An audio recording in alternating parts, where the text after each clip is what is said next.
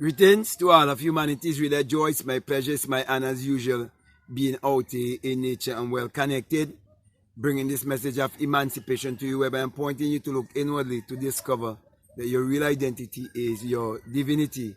And that is why I want to speak to you today concerning how to pray for prosperity and how Abdullah the black mystic from Ethiopia would have taught Neville Goddard the right way to pray for prosperity. And I believe that this is a very important subject to many, because many have had the experience of going to church or being a part of religion whereby you believe in a God or a Savior outside of yourself. And when you want anything in this life, you go on your knees and you pray to that God outside of yourself, expecting for that God outside of yourself to bless you with your desires.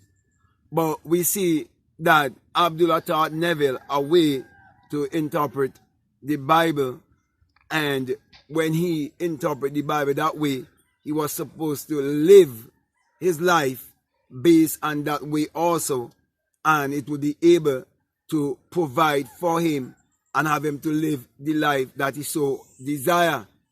So it wasn't until Neville had this burning desire to travel to Barbados to be with his family that Abdullah taught him the right way to pray. And this way that Abdullah would have taught Neville, it's all over the Bible, but very few understands it, because most people believe that the Bible is literal and that the Bible is secular history. But I want to say to you that the Bible addresses the human mind and must be interpreted psychologically. Also, the Bible have no reference to anyone who existed thousands of years ago, to any actual event that would have taken place on earth thousands of years ago. From the beginning of the Bible to the end of the Bible, it's all a great psychological drama. Okay, it all have to do with the human psyche. And that is why Abdullah taught Neville Goddard to understand the Bible esoterically and to always look inwardly, okay, to understand that the kingdom of God is within man, and that God in man is man's imagination.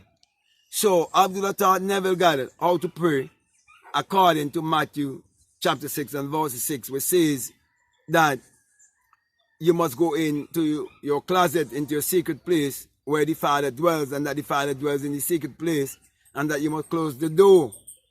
And when you understand the Bible esoterically, you would realize that the closing of the door is the closing of your eyes, your physical eyes, so you can see through the eyes of God.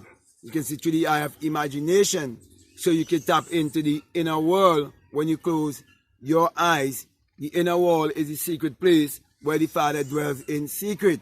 Because when you have a thought, no one can really know your thought or your desire that you have within. You are in the secret place. Okay? And even the Bible tells you also that man shall not live by bread alone, but by every word that proceeded from the mouth of God. Well, the mouth of God is actually the mind of man. So when you do not understand that, you would not know how to pray also. So the Bible tells you in Matthew chapter 6 also that you must not be like the hypocrites who like to be seen and heard. That's not true prayer. But true prayer for prosperity is going inwardly.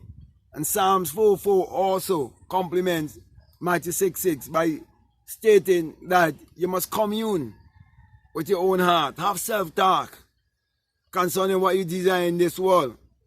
And you must commune with your own heart upon your bed and go into that stillness, go into meditation, because true prayer is desire and meditation. So it's the way that you must pray for prosperity. So we see as Neville had that desire to go to Barbados, and Abdullah explained to him how to live in his imagination. We see the fulfillment of Matthew chapter 6. We see Psalms 4:4. And then we understand why Job chapter 33 verses 14 to 16 tells you that at the time as you're going to bed to sleep, that something is happening whereby you're changing from one dimension into another dimension. You're leaving this three-dimensional wall and you're going into the fourth-dimensional wall and so on. And it says that whatever instruction you give to your subconscious mind, your wish is his command as you fall asleep. That is why Abdullah taught Neville Goddard how important it is to understand the drowsy, sleepy state where you're crossing over into another dimension and how to make use of it, having the right intention. So my brother, my sisters, you can have anything that you want in this world if you understand that the kingdom of God is within you. And you must seek first to find that kingdom. And when you find that kingdom, you discover the secret of creation. And all these things will be added onto you. Because you will realize that it is your own thoughts that is creating your reality and creating your personality. Then you would understand, as a man thinketh in his heart, so is he.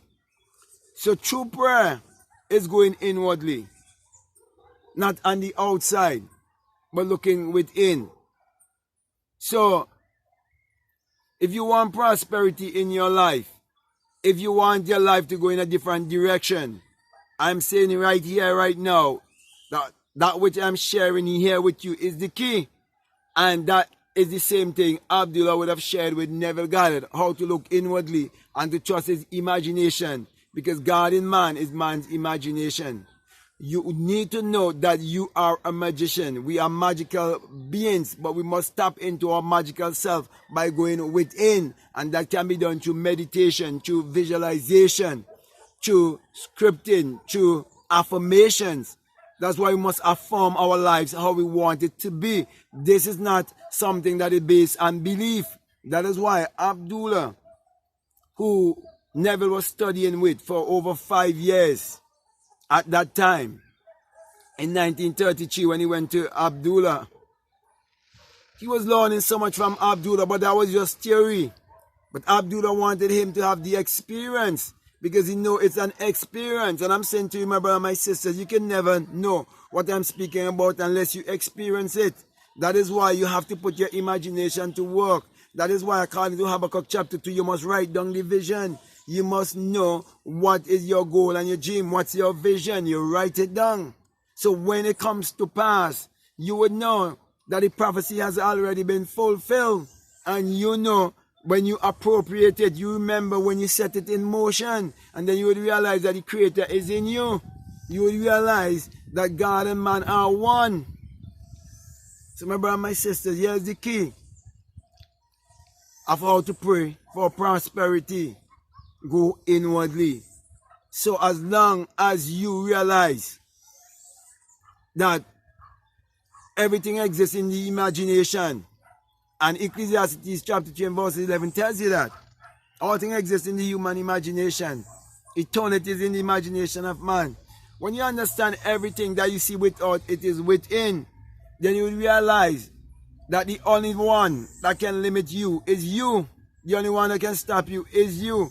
Everything is out here for you. You can have whatever you want because it's just here for you to enjoy yourself. And then afterwards we leave from here because we come here to know who we are. So we're able to serve each other. But we must know who we are.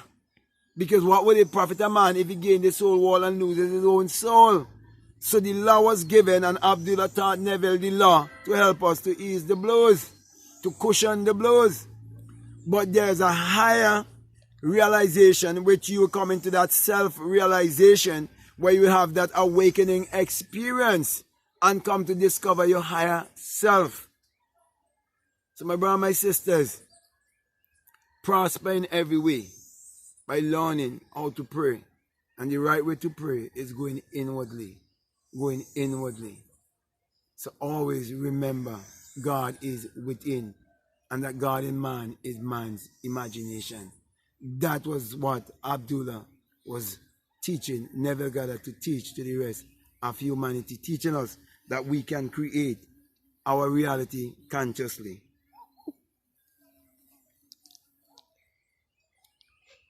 This bee is all over me. Okay? So, with that being said, my brother, my sisters, I want to thank you very much. I want to say to you that if what I'm saying to you, if it's helping you in any way and you haven't subscribed already, I'm encouraging you to subscribe, to like, to comment or to share this video. But just before I leave, I just want to remind you, as usual, this message I bring to you, that it is the single eye, yes, the single eye message of self-realization, of which Matthew 6:22 says that if your eye be single, your whole body will be full of light.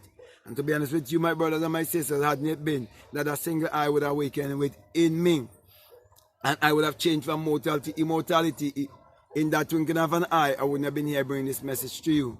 Saying to you that when you get this experience, you will experience that great and mighty shaking. You would hear that unearthly wind, and you will ascend like a fire being. You come out of your skull and you become invisible. And then you will realize the whole truth about the resurrection and the crucifixion and the virgin birth and all these things, and understand that the Bible is a spiritual autobiography that must be interpreted psychologically. All of it must be interpreted psychologically. And then you will realize that that whole experience is the rising of the S-U-N in a S-O-N. For it would be the dawning of a new day in your life. And you would realize that the sun, as in the S-U-N, parallels the human imagination, and the human imagination parallels the sun. For without the sun, there is no life and there is no light. And without the human imagination, there isn't anything made that was made. And you're told in Psalms 84:11 that the Lord, thy God, is a sun and a shield, and no good thing will he withhold from you. Truly, the Son has never withhold any good thing from all of humanity, for the Son is what powers all of humanity and give all of humanity its energy. Then in Malachi chapter 4 and verses 2, you're told also that the Son, as in the S-U-N, of righteousness shall arise in you with healing in his wings. Therefore righteousness is within you, discovering that sun, that light within you, and you will bring healing to everyone, pointing each and everyone to look inwardly, to discover that their real identity is their divinity.